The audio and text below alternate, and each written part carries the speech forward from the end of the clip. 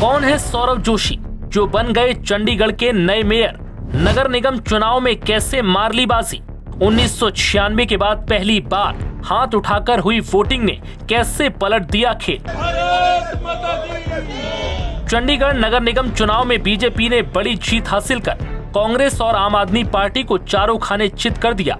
चंडीगढ़ नगर निगम के मेयर चुनाव में हुए त्रिकोणीय मुकाबले में भाजपा के सौरभ जोशी को 18 वोट मिले, आम आदमी पार्टी के उम्मीदवार योगेश ढींगरा को 11 वोट, तो वहीं कांग्रेस के गुरप्रीत सिंह गाबी को 7 वोट हासिल हुए।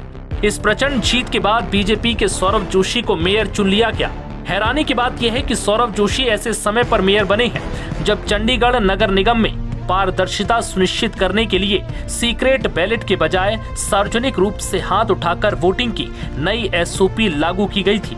आइए अब जानते हैं कौन है सौरभ जोशी। 43 साल के सौरभ जोशी चंडीगढ़ में चर्चित प्रभावशाली राजनीतिक चेहरा हैं।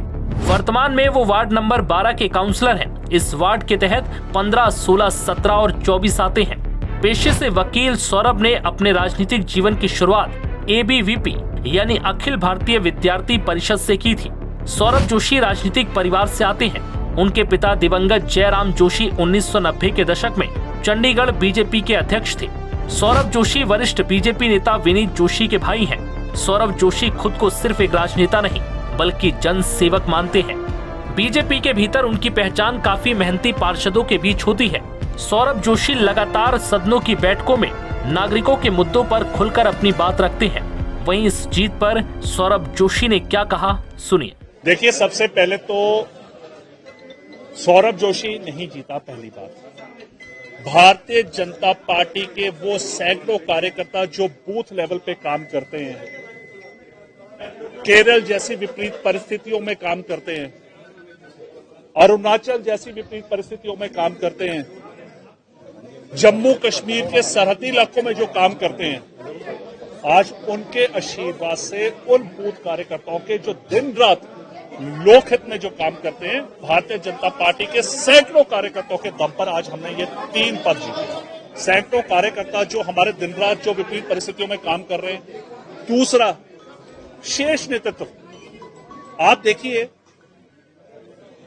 भाई नरेंद्र भाई मोदी जी जिस प्रकार 14 वर्षों से निरंतर दिन रात अपने परिवार को भूलकर, अपनी माता के मृत्यु को भूलकर जनता की सेवा जो कर रहे थे, आज उसका फल चंडीगढ़ की जनता को मिल रहा है कि आज भारतीय जनता पार्टी तीनों सीटें जीत रही है। दूसरा, हमारे शेष नेतृत्व, नितिन नबीन जैसे हमारे राष्ट्रीय अध्यक्ष जी को चुना गया, एक आम कार्यकर्ता से सीधे राष्ट्रीय अध्यक्ष चुना गया, और वैसे ही सौरभ जोशी को एक आम कार्यकर्ता को इस पद पर बिठाया गया। तो ये सिर्फ भाजपा में ही मुमकिन है, ये सिर्फ भारतीय जनता पार्टी कर सकती है, ये कोई और पार्टी नहीं कर सकती।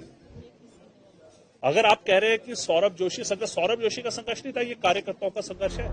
चंडीगढ़ के मेयर चुनाव में इस बड़ी जीत पर चंडीगढ़ बीजेपी ने सौरभ जोशी को बधाई दी और लिखा, चंडीगढ़ को एक सशक्त, विकासशील और दूरदर्शी नेतृत्व प्राप्त हुआ। बीजेपी के महापौर के रूप में सौरभ जोशी जी के चयन से शहर के विकास को नई दिशा और गति मिलेगी।